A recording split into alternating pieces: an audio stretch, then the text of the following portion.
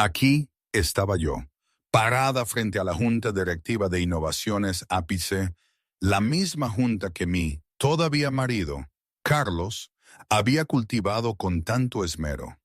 El olor a pino de limpieza se mezclaba con el eco de un silencio pesado en la sala de reuniones. No era el salón Walt Disney Concert de Los Ángeles, sino esta fría y aséptica sala de juntas en una torre de Madrid. ¿Cómo demonios había llegado a esto? Sentía el peso de mi embarazo de 8 meses, no como una carga, sino como la fuerza motriz de cada decisión. Una mano descansaba protectora sobre mi vientre, mientras la otra se crispaba ligeramente, oculta en el terciopelo esmeralda de mi vestido. La adrenalina me zumbaba en los oídos, la misma que sentía cuando era estudiante en Stanford, justo antes de presentar una tesis importante. Pero esto era mucho más que una tesis. Apenas unas semanas antes, mi vida era una prisión dorada en una mansión en Ibiza, entre el lujo y el vacío. Carlos. ¿Cómo explicar a Carlos? Siempre fue un huracán. Lo conocí en una conferencia de economía conductual en Barcelona. Yo era una joven académica con la cabeza llena de teorías. Él un emprendedor ambicioso con la mirada puesta en las estrellas. Nuestro primer encuentro, la verdad es que fue un poco anticlimático. Él estaba más preocupado por su móvil que por la presentación. Pero luego hablamos. Él tenía esa chispa, esa audacia que me atraía como una polilla a la luz. Decía que veíamos el mundo de manera similar, que éramos complementarios, como piezas de un puzzle que encajaban perfectamente. Él traía el caos creativo, yo la estructura, la visión analítica. ¿Te imaginas? Una chica de una familia con cierto abolengo, sí, pero dedicada al estudio, terminando con un tipo que vivía de su ambición más que de su cuenta bancaria. Él era fascinante. Me contaba sus sueños de revolucionar la tecnología, de construir un imperio. Y yo le creí, o quería creerle. Esa fue una de mis primeras y quizás más grandes ilusiones. La boda, esa fue una ceremonia en Sevilla, en un cortijo precioso, muchos invitados, champán caro, la prensa. Recuerdo que todo era muy bonito, como sacado de una película. Pero la verdad es que, incluso entonces, sentía una pequeña punzada de inquietud, como si algo no terminara de encajar. ¿Era la presión? ¿O era mi instinto gritándome algo que no quería oír? No sé, no lo tengo claro ahora, pero la recuerdo más por las sonrisas forzadas que por la felicidad real. ¿A vosotros os ha pasado alguna vez eso de sentir que todo es un decorado? Innovaciones, Ápice creció como la espuma, y yo era su arma secreta. Me encargaba de sus estrategias, de leer entre líneas en las negociaciones, de detectar las debilidades y fortalezas de la competencia. Éramos un equipo, o eso pensaba. Pero a medida que su fortuna aumentaba, también lo hacía su ego.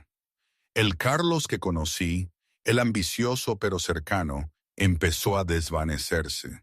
Se convirtió en el señor Westwood, un hombre intocable, un dios en su propio universo. Mi opinión ya no era visión, sino interferencia. Mi embarazo, en lugar de ser una alegría, se volvió para él un ancla, una prueba de que lo mundano le estaba atrapando. Y luego apareció Ana. Ana, sí, se llamaba Ana. No Chloe, no, sí, no. Recuerdo su nombre perfectamente porque era tan común, tan simple, en contraste con todo el lujo y la opulencia de la que Carlos se rodeaba. Una becaria, una chica joven y deslumbrante que lo miraba con los ojos de quien adora a una deidad. Eleonora, nuestra jefa de asuntos legales, me lo contó semanas después, mientras tomábamos un café muy cerca del Palacio Real. ¿O fue en el Retiro? Bueno, no importa dónde fue, sino lo que me dijo. Ella, que siempre ha sido de armas tomar y nunca se muerde la lengua, me describió el momento en que Carlos y Ana hicieron su entrada triunfal en la gala. María, me dijo con su voz grave, mientras removía su gin tonic. Aquello fue que un circo, y él, el director. No te imaginas el descaro, la insolencia. Estaba allí con el brazo de esa chavala, Ana, ¿verdad? Sí, Ana, la que llevaba los cafés, ¿recuerdas? Pues ahí estaba, con un vestido rojo que parecía gritar. Aquí estoy, soy la nueva. Y Carlos. Carlos parecía 10 años más joven, te lo juro, con esa sonrisa de triunfo, esa que pone cuando cree que ha ganado la lotería y ha engañado a Hacienda a la vez. Él la presentaba como una promesa, un talento joven que había decidido tutelizar. Tutelizar. Y los demás, los directivos, los inversores, con esas caras de póker, fingiendo que no veían lo que era obvio. Yo los veía. Sus ojos iban de la mano de Carlos en la espalda de ella, a mi cara, a la espera de que dijera algo. Y claro que no dije nada. ¿Qué iba a decir? ¿Que Carlos había perdido el juicio? Ya lo sabíamos todos.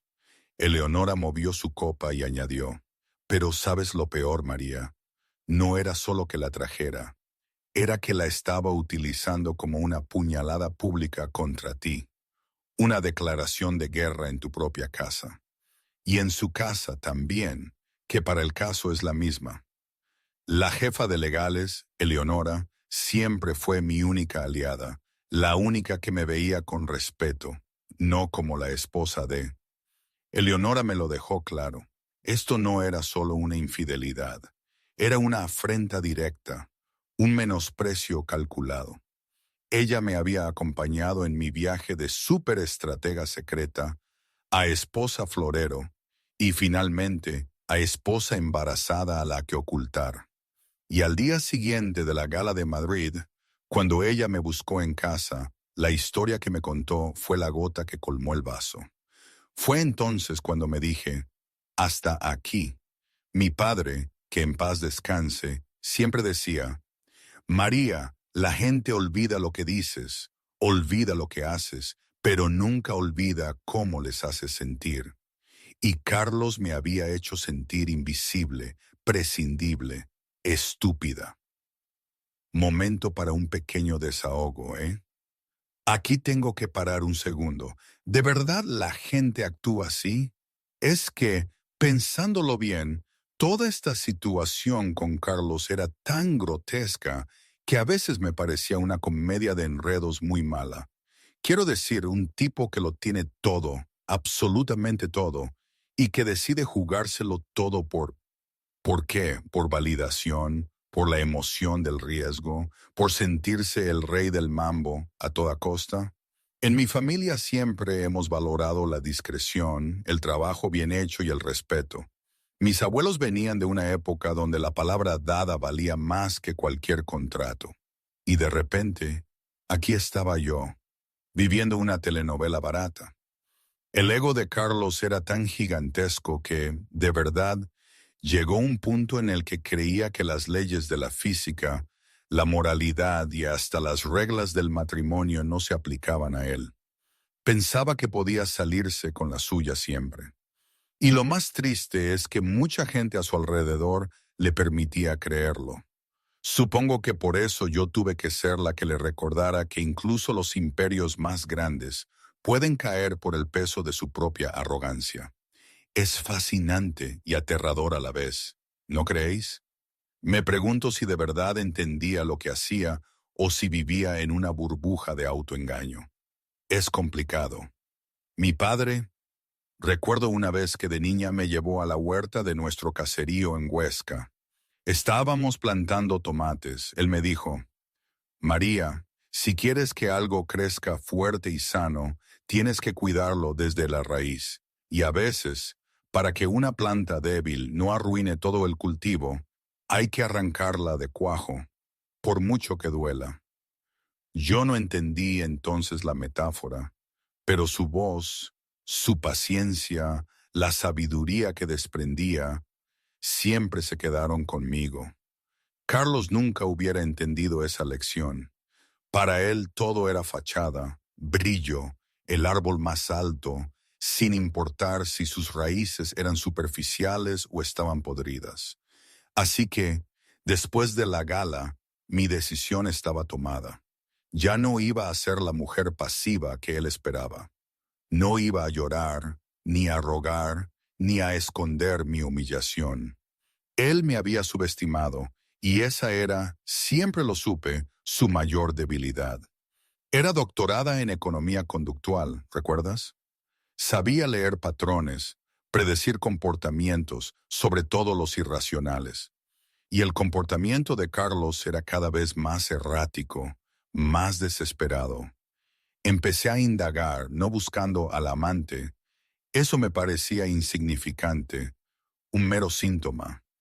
Buscaba la enfermedad, y la encontré. No necesité detectives privados para encontrar los rastros de Ana. Esa niña dejaba un rastro de migas digitales de 1 kilómetro de ancho, como dijo Eleonora. No, mis recursos los dirigía a algo mucho más grande, algo que sentía en mis huesos que Carlos estaba ocultando. Contraté a un equipo de forenses financieros, los mejores de España, gente que podía encontrar una coma mal colocada en una montaña de datos. José Marcus Blackwood, que para mí era como un tío cercano, un padrino, fue clave. Mi tío José no era ese inversor retirado y discreto que Carlos pensaba que era. Un tipo que solo se ocupaba del pequeño fideicomiso de mi familia. Por favor, José Blackwood era el presidente del Consejo de Administración de Innovaciones Ápice, el hombre que Carlos había intentado impresionar durante años.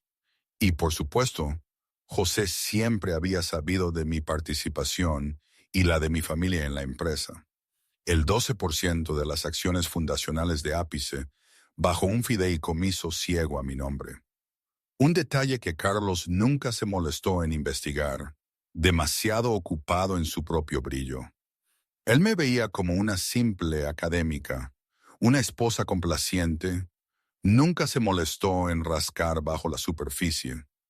Y ahora estábamos aquí, de pie frente a él, la junta directiva al completo, con José a la cabeza, como un muro inquebrantable de autoridad. Carlos me miró, la sonrisa triunfal de la gala convertida en una mueca de incredulidad, su cara pálida y sudorosa.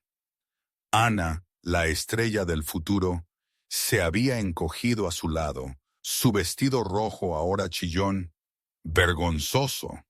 No era una mujer despechada la que había llegado para armar un escándalo. Era una estratega ejecutando un plan con precisión quirúrgica. Un flanqueo, como diría el General Peterson, otro miembro de la Junta. «Aris, ¿qué haces aquí? Deberías estar descansando», balbuceó Carlos, intentando recuperar el control, buscando desesperadamente el apoyo de José, sin saber que él estaba de mi lado desde el principio. José ni siquiera le dirigió la mirada. Se giró hacia mí, su voz llena de una genuina preocupación. «¿Estás bien, mi querida?», le preguntaba, como un padre a su hija. «Perfectamente, tío José. Gracias por preguntar», respondí, mi voz clara y firme. El murmullo que se extendió entre los pocos rezagados que aún no habían huido de la sala fue mi pequeña victoria. «Tío José», la revelación lo golpeó como un mazazo. La verdad, la conexión que él había subestimado por completo, ahora era su sentencia. La sala, antes bulliciosa, ahora era un mausoleo silencioso. La partida había terminado. «Westwood», dijo José, su voz un témpano de hielo, «parece que usted tiene una serie de malentendidos. El primero, que puede decidir dónde elige estar mi ahijada.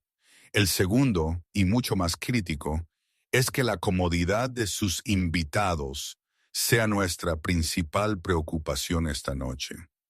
Con un gesto despectivo, José despidió al resto de la gente. En cuestión de minutos, la sala quedó casi vacía. Solo Carlos, Ana, yo y la junta directiva. Un tribunal silencioso e imponente. «¡Esto es una locura!», gritó Carlos. Su voz temblaba de rabia. «No podéis hacer esto. Esta es mi empresa, mi fiesta». Me miró, su cara una máscara de furia. «¿Y tú? ¿Tú orquestas este circo? Después de todo lo que te he dado, te dije que te quedaras en casa». Mi compostura no se inmutó. Lo miré con una mezcla de lástima y frialdad, como un médico que observa una enfermedad terminal. «Pareces confundido, Carlos», dije, mi voz tranquila pero con el filo del acero más puro. «Tú no me diste nada. Se suponía que éramos socios, y te equivocas sobre dónde está mi casa. Mi casa está donde están los intereses de mi familia. Y esta», señalé mi vientre, «es con el legado que mi padre le confió a José para proteger». Él se quedó mudo. Un 12% de las acciones fundacionales. Eso la convertía en la segunda accionista individual más grande de Ápice, solo por detrás de él. Siempre había creído que el dinero de mi familia era viejo y empolvado, irrelevante. Nunca imaginó que estaba intrínsecamente ligado al tejido mismo de su propio éxito. Miró a Ana no ya como un símbolo de su poder, sino como la prueba viviente de su monumental estupidez. Ella estaba inmóvil, pálida de terror, una mancha escarlata de vergüenza en un escenario despojado de todo color. Yo la miré de reojo, la descarté con un gesto.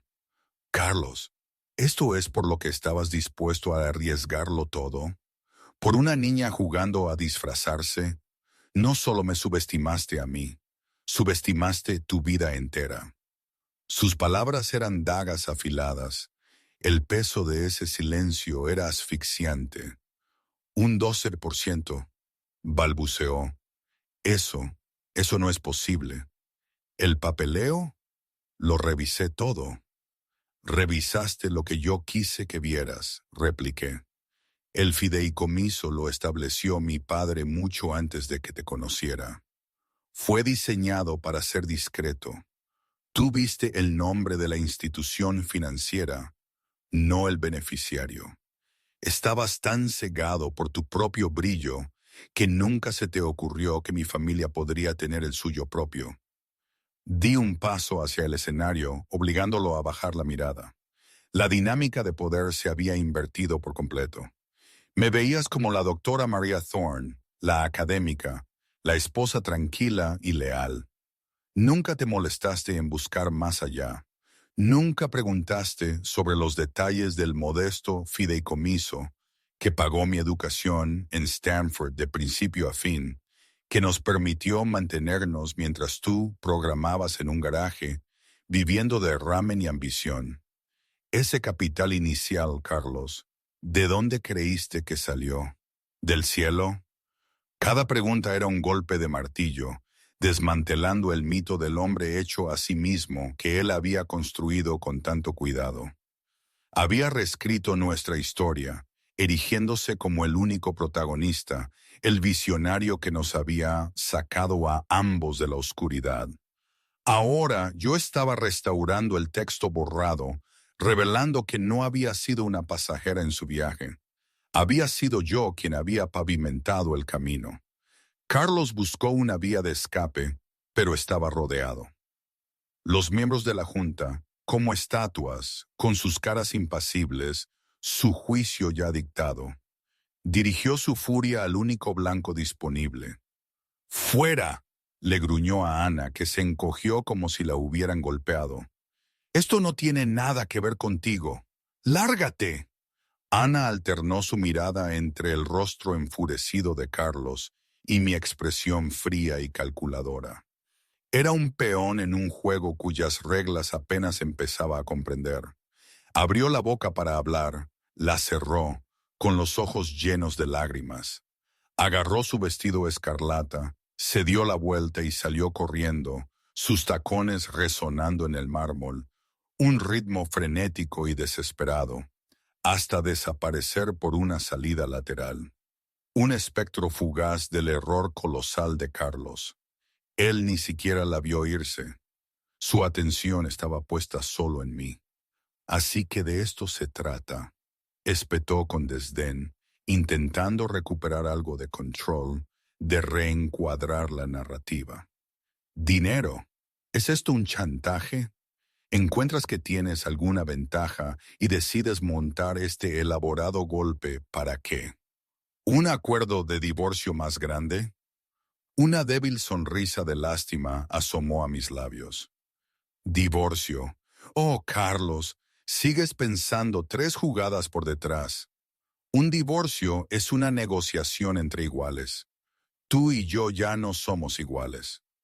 Fue entonces cuando José Blackwood volvió a hablar, su voz un grave murmullo de autoridad. Westwood, le sugiero que deje de hablar. Está agravando su ya catastrófica situación. Miró a María, una pregunta silenciosa en sus ojos. Yo le di un sutil asentimiento. Era el momento. Verás, Carlos, continué, mi tono pasando de la confrontación personal a algo más frío, más clínico. Tu aventura, tu humillación pública, eso fue meramente el catalizador. Fue el insulto que me hizo finalmente decidirme a investigar el daño. Me dolió, sí, pero sobre todo me sentí insultada de que pensaras que era tan estúpida como para no darme cuenta. Comencé a pasear lentamente frente al escenario. Mis movimientos eran deliberados, mi voz firme. Empecé con las pequeñas cosas, los extravagantes regalos a clientes que nunca aparecían en ningún informe oficial de gastos, la repentina e inexplicable necesidad de una sociedad holding en las Islas Caimán. Siempre me dijiste que no entendía las complejidades de tu negocio, pero yo entiendo los patrones y entiendo el comportamiento. Y tu comportamiento, Carlos, se volvió errático, desesperado. El rostro de Carlos se puso rígido. Esto estaba yendo más allá de la traición matrimonial, adentrándose en un territorio mucho más peligroso. No necesité contratar a un investigador privado para saber de Ana, dije, agitando una mano despectiva. Una niña así deja un rastro de migas digitales de 1 kilómetro de ancho. Hice una pausa. No, guardé mis recursos para algo más importante. Contraté a un equipo de forenses financieros, los mejores del negocio, hombres y mujeres que pueden encontrar una sola coma mal puesta en una montaña de datos financieros. Dejé de pasear y lo miré directamente. Mis ojos, que él una vez había encontrado tan hermosos, ahora parecían los cañones de una pistola. Lo que encontré, Carlos, no fue solo infidelidad, fue una gran sinfonía de fraude. El General Peterson, el experto en logística de la Junta, se aclaró la garganta. Westwood, tenemos el informe preliminar. Es extenso. Evelyn Reed, la ex-CEO, añadió con su tono agudo y sin rodeos. ¿Proyecto Ruiseñor? ¿Le suena ese nombre? Carlos se congeló. La sangre se le heló. El proyecto Ruiseñor era su secreto, su talón de Aquiles, su última esperanza. Una empresa de biotecnología experimental desastrosamente sobrepresupuestada y perpetuamente fallida. Una empresa a la que había estado desviando millones de innovaciones ápice para mantenerla a flote, convencido de que sería su verdadero legado. Era un agujero negro financiero, y lo había estado apuntalando ilegalmente durante 18 meses. Pensó que sus huellas estaban perfectamente cubiertas. Yo, no sé de qué hablas, tartamudeó. Pero la mentira era débil, transparente. El sudor que perlaba su frente contaba la verdadera historia. Negué con la cabeza lentamente. No más mentiras, Carlos. Se acabó. Lo sabemos todo. Sabemos sobre las empresas fantasma. Sabemos sobre las facturas falsificadas. Sabemos sobre los sobornos de los proveedores. Sabemos que has apalancado los activos de Ápice para asegurar préstamos personales para una empresa fallida que ocultaste ilegalmente a tu propia junta y a tus accionistas. Hice una pausa, dejando que el peso de la acusación se asentara en el aire muerto de la sala. No trajiste a tu amante a la fiesta de tu empresa para celebrar tu éxito, Carlos. La trajiste aquí esta noche porque estabas a punto de huir. La última transferencia bancaria para el proyecto Ruiseñor estaba programada para mañana por la mañana.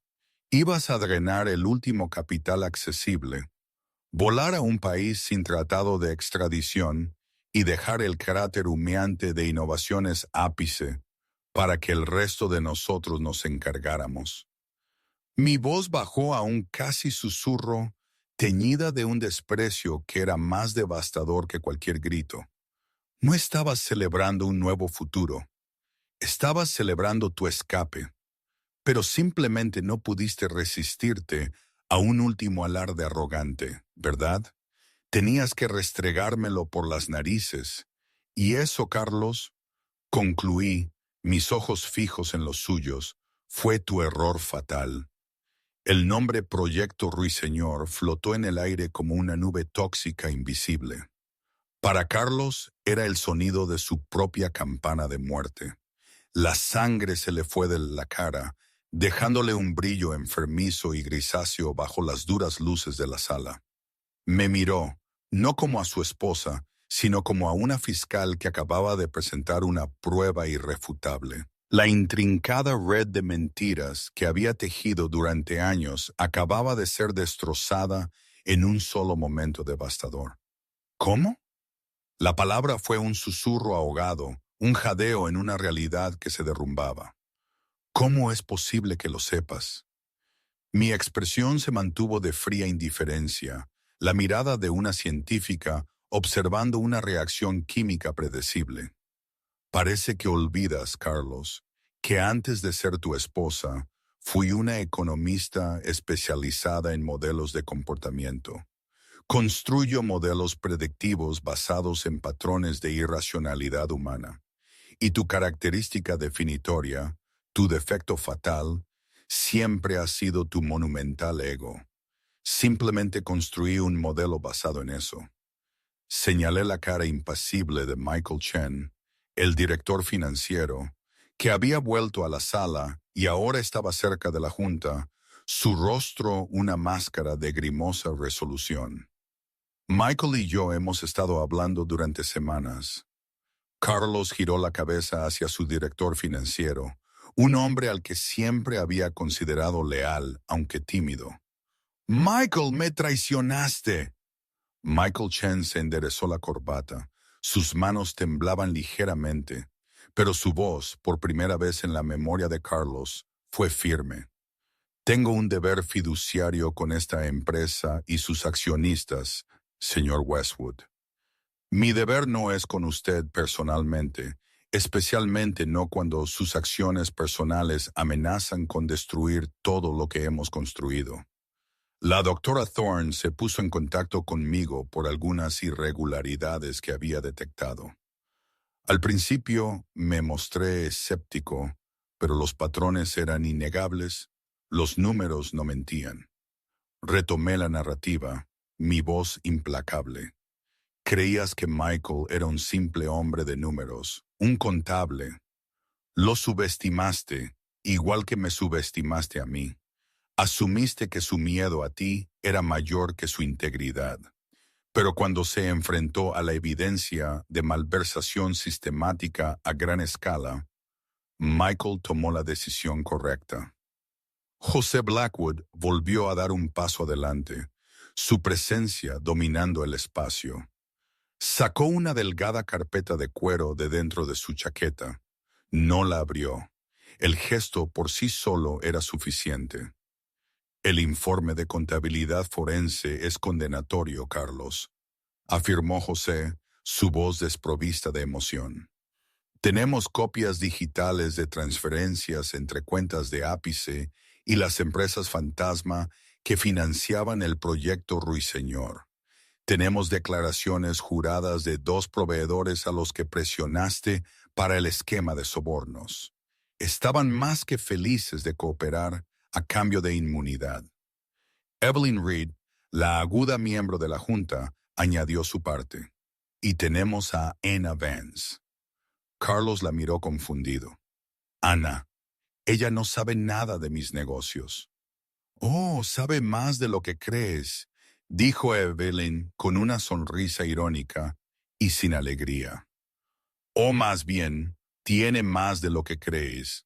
Las mujeres jóvenes y ambiciosas que se involucran con hombres poderosos y casados a menudo tienen una póliza de seguro. En este caso era una copia de seguridad en la nube de cada mensaje de texto y correo electrónico que le enviaste. La mente de Carlos se aceleró frenéticamente, tratando de recordar los detalles de su correspondencia digital. Los alardes arrogantes, las menciones casuales de un proyecto secreto revolucionario que los convertiría en la realeza, las quejas sobre la junta que lo retenía. Todo es circunstancial. Seguro que eso no es nada. Farfulló como un animal acorralado mostrando los dientes. Charlas sin importancia. No prueba nada. Prueba el motivo y la mentalidad. Lo corregí con calma. Pero tienes razón. No era la pistola humeante. La pistola humeante, Carlos, fue algo que le diste tú mismo, un pequeño regalo. ¿Lo recuerdas?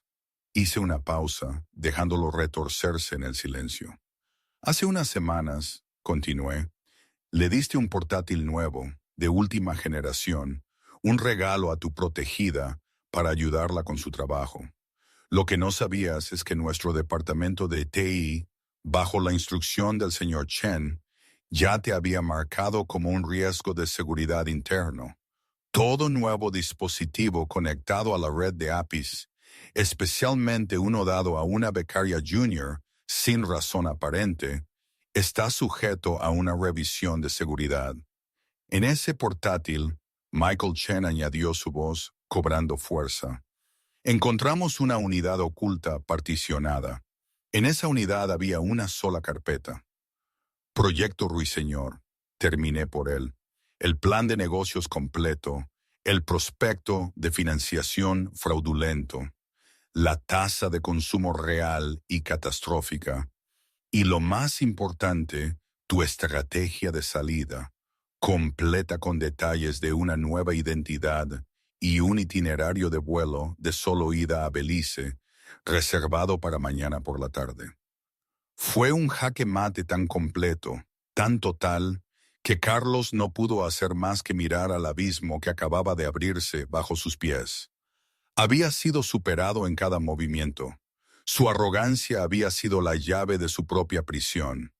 Había entregado a sus verdugos el hacha, la había afilado para ellos y luego había señalado el punto en su propio cuello. La última pieza aplastante no vino de mí o de la Junta, sino de una fuente que él había olvidado hacía mucho tiempo. Kenji Tanaka, el silencioso inversor japonés, habló por primera vez, su español preciso y con acento. Señor Westwood, dijo, inclinando ligeramente la cabeza, pero manteniendo los ojos fijos en Carlos. Mi firma invirtió en innovaciones ápice por la tecnología, pero también por el liderazgo. Se nos hizo creer que ese liderazgo era una sociedad entre usted y su esposa, la doctora Thorne. La participación histórica de su familia era un signo de estabilidad. Sus acciones no solo han sido criminales, han sido una profunda deshonra para esa sociedad. Tanaka me miró a mí. Mi firma y los inversores que represento han perdido toda fe en su capacidad para liderar. Sin embargo, hemos ganado un inmenso respeto por la diligencia e integridad de la doctora Thorne. Apoyaremos la decisión de la Junta. El Frente Unido era absoluto. No había ninguna fisura en su armadura, ninguna voz disidente a la que pudiera apelar, ningún ángulo que le quedara por jugar. Había estado tan concentrado en la batalla superficial con su esposa, tan absorto en la emoción de su aventura, que se había perdido la verdadera guerra que se libraba en las sombras. Una guerra por el alma de su empresa, una guerra que ya había perdido. El peso de su juicio colectivo oprimió a Carlos, una fuerza física que pareció doblarle las rodillas. El traje, a medida que había parecido una armadura, ahora parecía un sudario. Miró los rostros ante él. Yo, serena y resuelta. José, la encarnación de la autoridad justa, la Junta, un jurado que ya había dictado su veredicto. En sus ojos no vio piedad ni lugar para la negociación. Solo vio la fría y dura finalidad de la consecuencia. Su mente, que siempre se había movido a la velocidad del rayo, formulando estrategias y planes de contingencia, era ahora un torbellino de ruido blanco. Belice, el vuelo, la nueva vida que había planeado en un mundo lejos de las complejidades de ápice y la inminente realidad de la paternidad. Había estado tan cerca, un sueño tangible. Ahora era solo humo que se disipaba bajo el duro resplandor de este tribunal improvisado. Entonces, ¿ahora qué?, preguntó finalmente Carlos, la pregunta colgando en la cavernosa sala. Era una súplica, una pregunta desesperada de un rey al que acababan de mostrar la guillotina. ¿Llamáis a la policía? ¿Arrastráis el nombre de la empresa, tu propio nombre?, añadió, mirándome a mí, por el barro. ¿Es eso lo que quieres? Fue un patético intento a la desesperada por encontrar una ventaja, por sugerir que su destrucción sería mutuamente asegurada.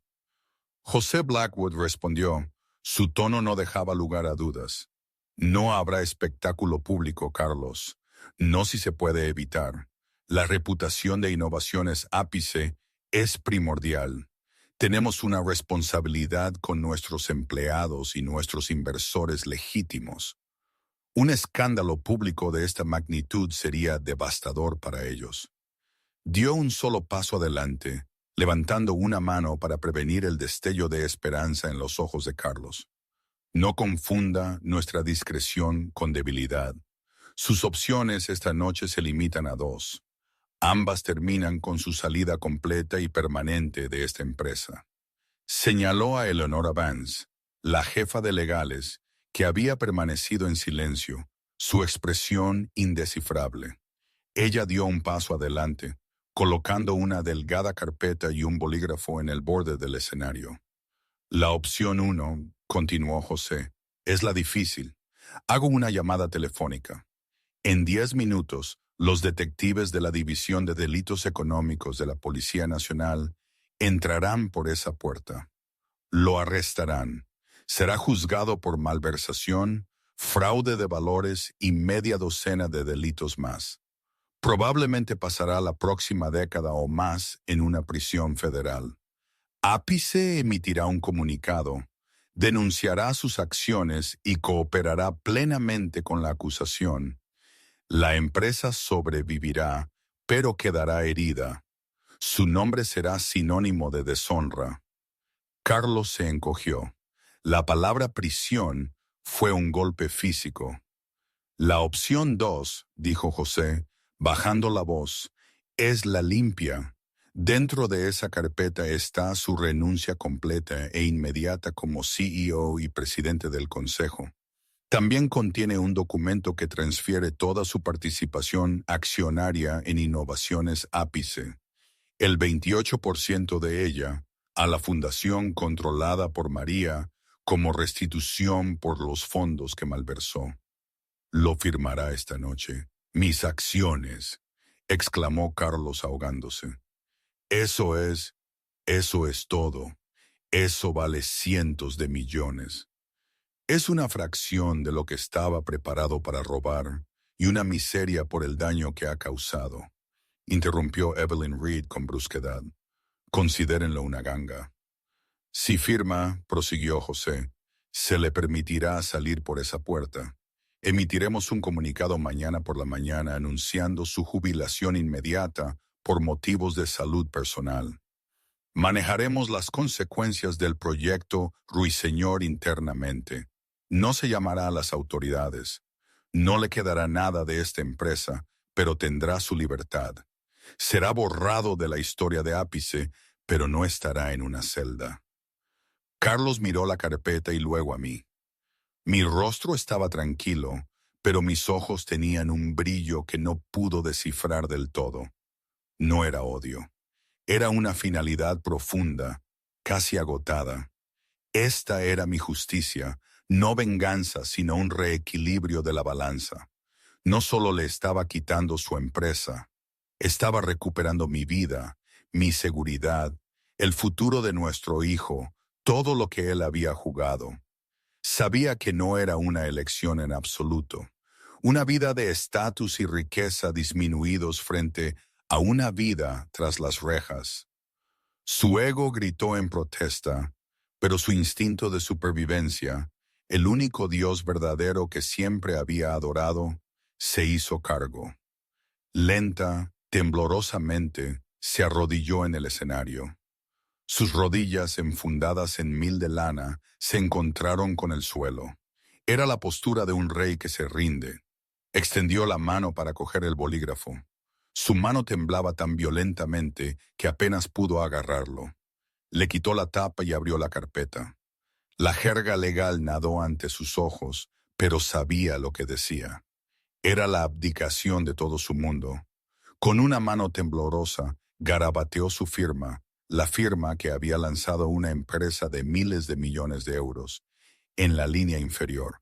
Luego hizo lo mismo en el documento de transferencia de acciones. Estaba hecho.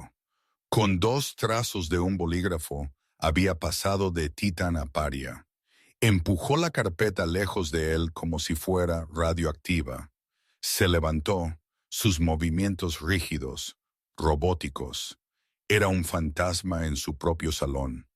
Está hecho, dijo, su voz hueca. José Blackwood asintió con decisión. Eleonora, por favor, asegure los documentos. Eleonora recogió la carpeta con las puntas de los dedos. Carlos, dijo José, usando su primer nombre por última vez, tiene 60 segundos para abandonar el edificio. Su equipo de seguridad ha sido despedido. Sus cuentas corporativas han sido congeladas. Se le ha llamado un taxi. No regrese a la oficina. No regrese a la casa. Cualquier efecto personal le será enviado a la dirección que elija. No se ponga en contacto con la doctora Thorne ni con ningún empleado de esta empresa de nuevo. ¿Estamos claros? Carlos hizo un solo y brusco movimiento de cabeza. Me miró una última vez. A mí, su esposa, la madre de su hijo, la arquitecta de su ruina. Abrió la boca como para decir algo, pero no salieron palabras. ¿Qué había que decir? Había sembrado vientos y ahora cosechaba tempestades.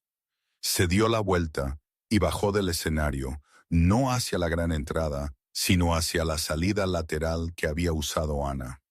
No miró hacia atrás. La figura solitaria del CEO caído desapareció en las sombras, dejando atrás el imperio que había construido y a la mujer que había subestimado fatalmente. Mientras la puerta se cerraba tras él, por fin solté un largo y lento suspiro que no me había dado cuenta de que estaba conteniendo. Puse una mano en mi vientre, un gesto de protección y promesa. La sala estaba en silencio. La batalla había terminado. El futuro era mío para escribirlo. Y hoy, ¿sabes? A veces pienso que fue lo mejor que me pudo pasar. Otras veces siento un peso enorme sobre los hombros, la magnitud de la responsabilidad. La empresa está saneada. Sí, José se ha jubilado. Eleonora sigue siendo mi mano derecha. Y Michael, el director financiero, ha demostrado ser un pilar de confianza. La gente me mira diferente, con respeto, con una admiración que a veces me resulta incómoda. Y mi hijo, Él crecerá sin conocer a Carlos como padre. ¿Fue una decisión correcta? Es difícil decirlo con total certeza. Estoy construyendo un futuro para él, un legado de honestidad y esfuerzo, algo que Carlos nunca supo apreciar. Pero el camino ha sido largo y a veces me siento agotada. No es un final feliz de cuento de hadas, ¿verdad? Es la vida, complicada, con sus luces y sus sombras, y con la constante incertidumbre de saber si cada paso fue el acertado. Supongo que eso es ser humano, y eso es lo que soy.